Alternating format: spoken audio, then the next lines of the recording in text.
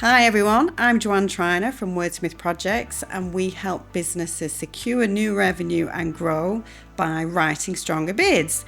I'm joined today by Andrew Heward from Heward Solutions. Andrew, would you like to introduce yourself? Yeah, no problem. So we are a specialist consultancy. We support predominantly not-for-profits. We're consultants, but a huge part of our work is actually grant applications and fundraising. So we're going to have a chat today about win rates and what influences a win rate and why they're not quite as cut and dry as some people might like to think.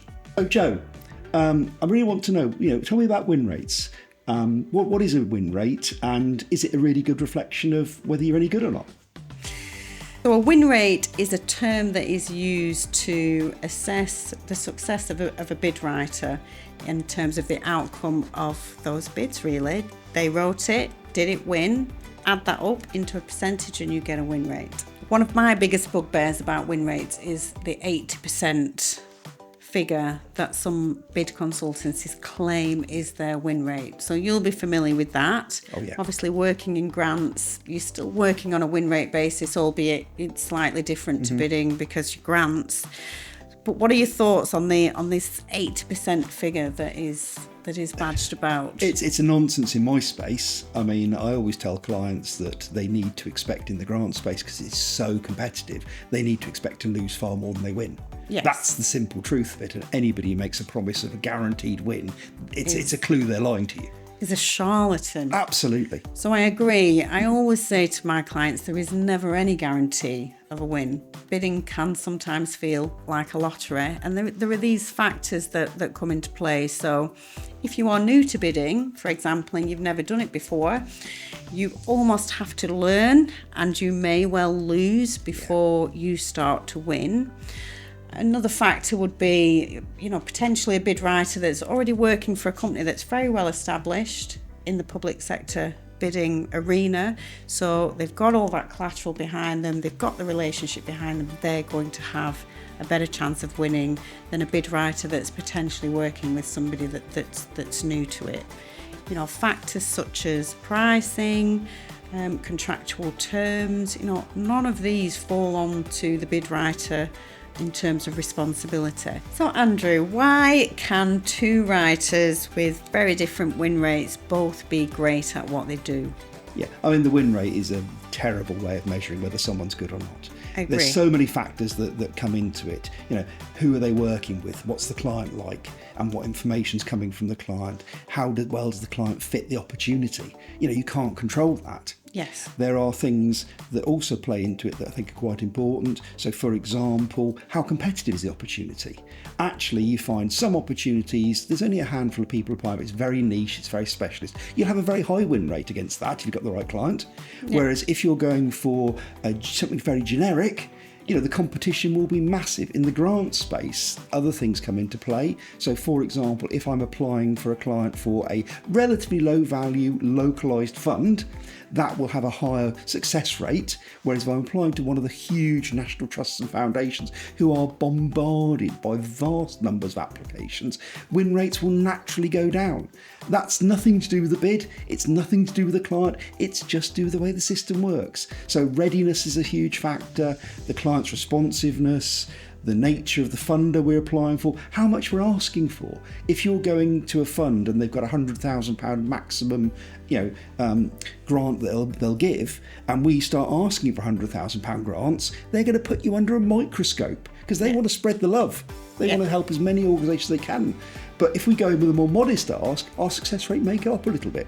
Now, some of those things I can advise clients on, but ultimately, it's the client's decision how they want to do it. And the success rate of that is, to some degree, their responsibility. I agree. So a good bid, no bid process is something I generally advise my clients on as well. Let's not bid for everything. We're not trying to throw spaghetti at the wall here and hope that some of it sticks. If you actually do your due diligence right at the beginning and assess what your chances are, your probability of winning, is it commercially viable? Can we deliver it? Do we have the capability? Yeah. Can we prove it? Have we got the evidence? All of these questions should be asked before you even think about going near a pen and paper. So tell me, what factors outside of the actual words on the page will affect your bid's outcome? So many. Your bid no bid process. Have you done your due diligence before you decide that you're going to go for this bid? Have you assessed your probability of winning? You can use the Freedom of Information Act to see how the incumbents are performing. I think it's a really powerful tool that's massively underutilized, because it can give you a really good insight as to whether there's an appetite for change. The price is another factor that your bid writer is not going to get involved in pricing. So your price obviously affects your solution and your strategy and what you are writing in that bid. So, sometimes it's a good idea to get your pricing model nailed first, because then that's going to inform your solution, which will inform your bid writer.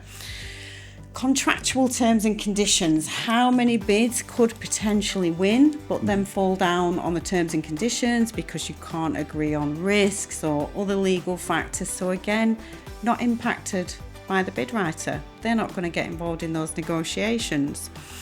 Compliance. Have you actually got all the necessary compliance that you need to bid for this? So you should be checking all of that again long before you bring your bid writer in. Your delivery model or your solution. How many bid writers do I know, even myself, of my career, where I've sat there and thought they've just thrown the questions over the wall, over the fence, and said, crack on. How do I know how many cleaners we're going to have in this building? How does the bid writer know? The delivery model for, Fred and Joe turning up with their mop and bucket on a Monday morning. How are they actually cleaning that building?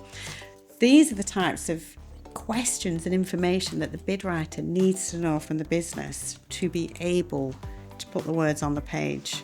So what do you think businesses can do, Andrew, themselves beyond hiring a bid writer to improve their win rates? Oh, there's an enormous amount of stuff. The responsibility sits largely with the organisation that's making an application. So, for example, make sure you measure your impact, know the difference you make, be able to prove it. Evidence is everything. Yes. Good quality grants, and I suspect good quality tender applications are all about a combination of an emotive story, the ability to kind of get someone to care, but also to put evidence and give the facts and figures that sit behind it. Thinking about how are you cost effective, think about your model. Pricing is critical. In my world, it's about budget building, and that's, I guess, fundamental to price. So thinking about how you're going to do that to get that the most efficient as you can. I think give yourself more time as well. I think, I see businesses where a bid lands and then they sort of in and ahhing and wasting time, and a typical standard bid, you might have 4 weeks from release to submission. So, it's got to be all hands on deck, because you've got to produce the writer's got to produce the first draft, then it's got to go for review, then the writer's got to do the amendments based on the input and the feedback. So, 4 weeks is a short window. So another point I would make to businesses is don't waste a load of time at the front end when the bid first comes out. You've got to get right on it. So, Andrew, independent consultant or big agency, does size affect quality and win rate? It's a really interesting question, and there's pros and cons to both in reality. Agreed. The simple truth is, if you're talking about a one-man band, what they're going to be much closer to you, much closer to your project. The customer relationship should be stronger if they're good at what they do. We pride ourselves in really building relationships with our clients and understanding them, spending that time. Whereas you'll sometimes find the bigger companies, it's a bit more of a sausage factory. That's a problem. However, the pro on a big company, if someone's sick, someone's off on holiday, you don't have those gaps that come up. Now, I think as an independent, and I would always advocate the kind of smaller clients, smaller organisations, there are real values in working with that smaller company, and as long as you understand that actually those little bumps may come up from time to time and you trust them to work through them with you, actually you can be really successful. So I would recommend working with a smaller company in most cases. It's probably more cost effective as well. But clearly there are some benefits in working with those big organisations. One of the other ones I guess worth thinking about is sometimes that because they've got more staff involved, they've been working on more projects, they will probably have a close relationship with some of the funders you might be looking at. And I agree. I think work with smaller independents because it's a much more personal approach. You know who you're working with. As you say, you're not going through that sausage factory, but you can really get to know them. And when you really get to know the business or the charity that you're working with, that's incredibly powerful when you're writing for them. And you don't get that with a larger company and you've got an assigned different writer every time. Yeah. But I agree, the benefit is that additional resources there if you need to scale up. So Joanne, how do you think organisations out there can find the best bid writing expert to work with? It's quite difficult. It really depends what you need. So based on the last question, independent versus big agency, as a business, what is it that you need? Are you looking for a more personal approach or do you need resource on tap? So first you probably need to decide that independent or bigger. I think when you're talking to a bid writer, you need to be asking them not about their win rate, but about their past experience, what bids have they submitted, what contract values, what sectors, that kind of thing, and their repeat business, do the same businesses come back to them time and time again? What are their technical scores? So looking at all of those things, that's really how you find a bid expert. So I want to thank Andrew for joining me today. I think we've had a really interesting discussion about win rates and exploring why they are not always quite what they seem and what other factors can influence them, but also other factors that you need to take into account if you are a business looking for a bid writer. Thanks for inviting me to be with you today. It's been a really interesting session and I've enjoyed the conversation. The reality is win rates, they're not very important. Yes. It's all the other stuff people should care about. And that's the conversation they should have. So to all my lovely followers out there, thank you for watching today. Don't forget, over on my website, www.wordsmithprojects.com, where we have got loads of free templates, useful information, all designed to make your life easier with bidding. And we look forward to seeing you in the next video. Thanks for joining us.